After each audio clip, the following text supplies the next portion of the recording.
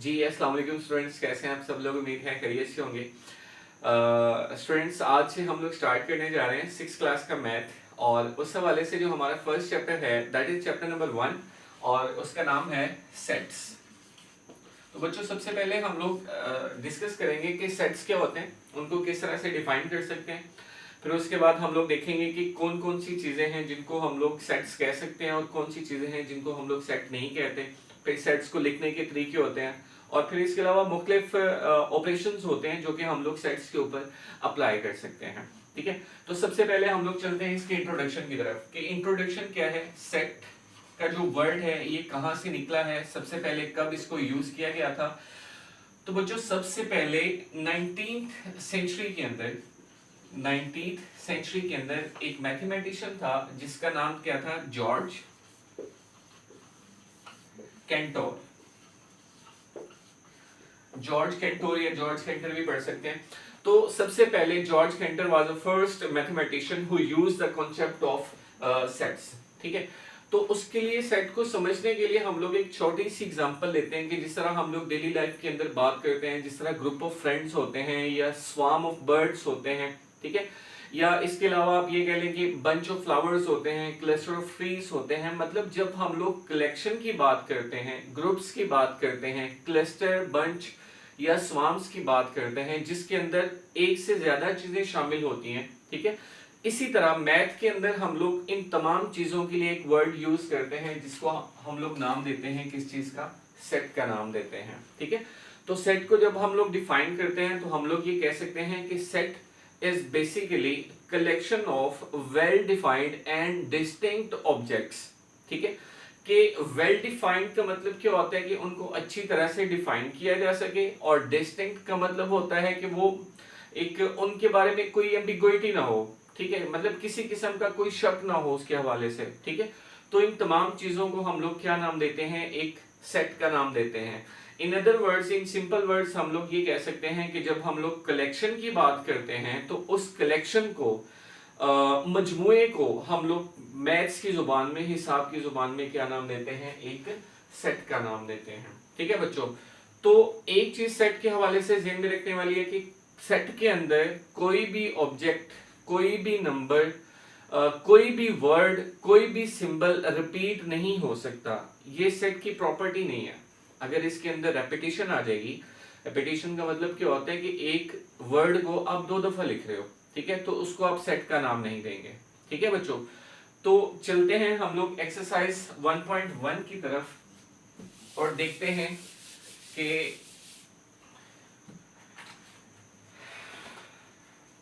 Question number 1 है बच्चों, which of the following statement is a set और not. आपने ये बताना है, क्वेश्चन नंबर 1 के अंदर आपने ये बताना है कि इनमें से कौन सी चीजें हैं जिनको आप सेट्स कह सकते हो और कौन सी चीजें ऐसी हैं जिनको हम लोग सेट नहीं कहेंगे।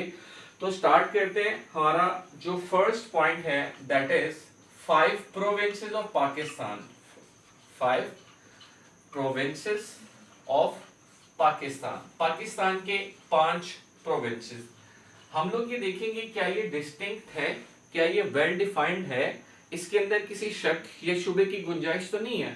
ठीक है, तो जब हम लोग देखते हैं कि 5 प्रोविंसेस है पाकिस्तान, एंड यू नो कि पाकिस्तान के 5 ही प्रोविंसेस हैं, ठीक है, तो इसका मतलब ये हुआ कि it is well defined and distinct. ठीक है, इसके अंदर रेपिटेशन नहीं हो रही, तो हम लोग ये कहेंगे कि ये क्या होगा, सेट होगा। तो आप नीचे लिख देंगे इट इज अ सेट। ठीक है बच्चों, नेक्स्ट आपके पास है the difficult question of our test. Difficult question of our test,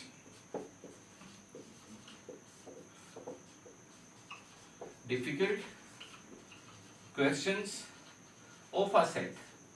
देखिए बच्चों, जब हम लोग डिफिकल्ट क्वेश्चंस की बात करते हैं, ठीक है, तो बेसिकली डिफिकल्ट कोई वर्ड नहीं होता। ठीक है, वो इस सेंस में, देखिए जो चीज आप कर लेते हैं वो मुश्किल नहीं होती। ठीक है, जो चीज आप नहीं करते वो ऑब्वियसली आपके लिए मुश्किल होती है। जिस तरह एक छोटी सी एग्जांपल है कि आप जब 5 क्लास में नए नए आए थे तो आपने ये सोचा था कि यार ये बहुत मुश्किल है, बहुत मुश्किल है, कैसे करेंगे हम लोग। लेकिन जैसे ही आप 6 क्लास में आए, आपने 6 क्लास की चीजें पढ़ी, तो आपको ये लगने लगा कि जो 5 थी वो इजी थी। उसकी वजह क्या है, क्योंकि 5 आपने कर ली हुई थी, इसी वजह से वो आपको इजी लग रही थी।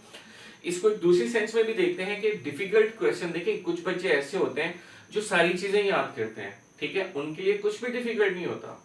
कुछ क्वेश्चंस ऐसे होते हैं जो एवरेज बच्चे भी कर सकते हैं, ठीक है, लेकिन कुछ क्वेश्चंस ऐसे होते हैं जो आप नहीं कर सकते, ठीक है। मतलब हम लोग ये कह सकते हैं कि जो डिफिकल्ट है उसकी डेफिनेशन मुख्तलिफ बच्चों के माइंडसेट के लिहाज से मुख्तलिफ होती है, ठीक है। तो ये वेल डिफाइंड नहीं है। तो जब ये वेल डिफाइंड नहीं है तो फिर हम लोग क्या कहेंगे कि ये सेट होगा या नहीं होगा, तो फिर ये सेट नहीं होगा, ठीक है।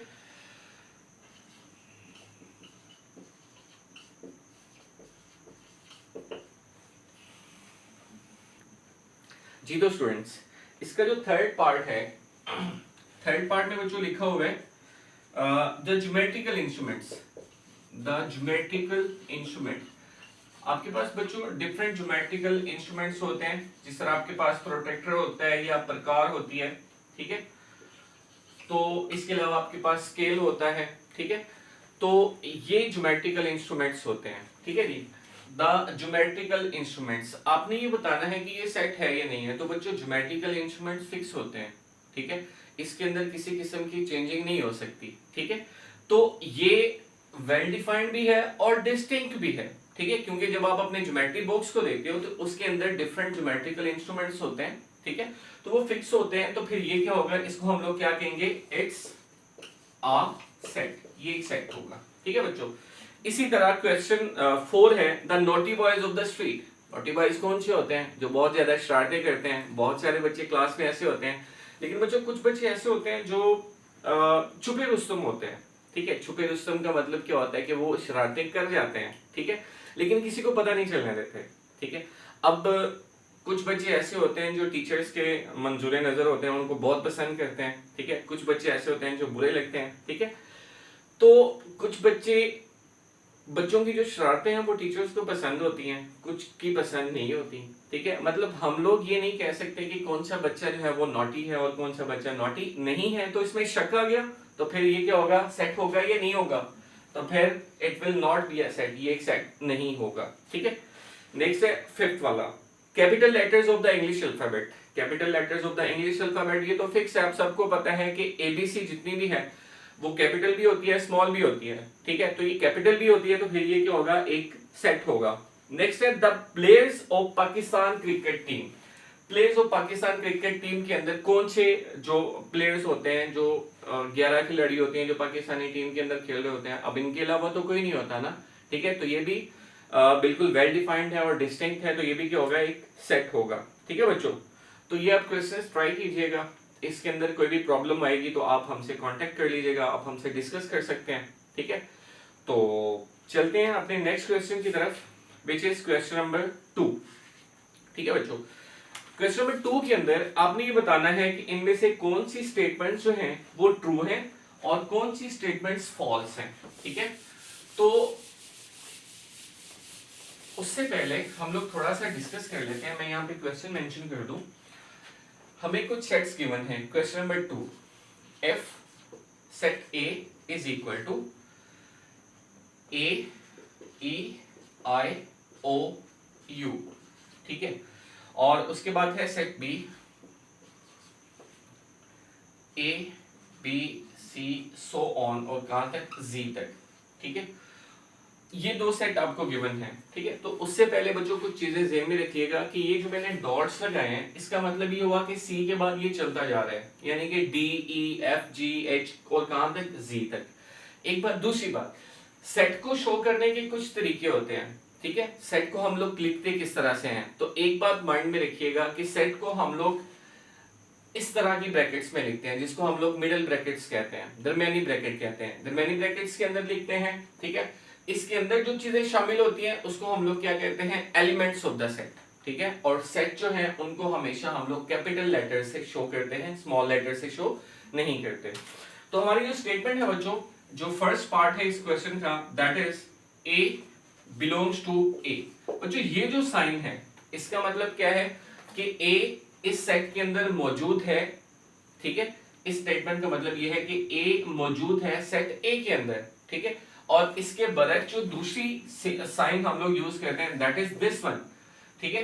इसका मतलब क्या होता है कि मौजूद नहीं है, इसको क्या कहते हैं प्रेजेंट बिलोंग्स टू, और इसको क्या कहते हैं नॉट बिलोंग्स टू। ठीक है बच्चों, ये दो सिंबल्स माइंड में रखिएगा।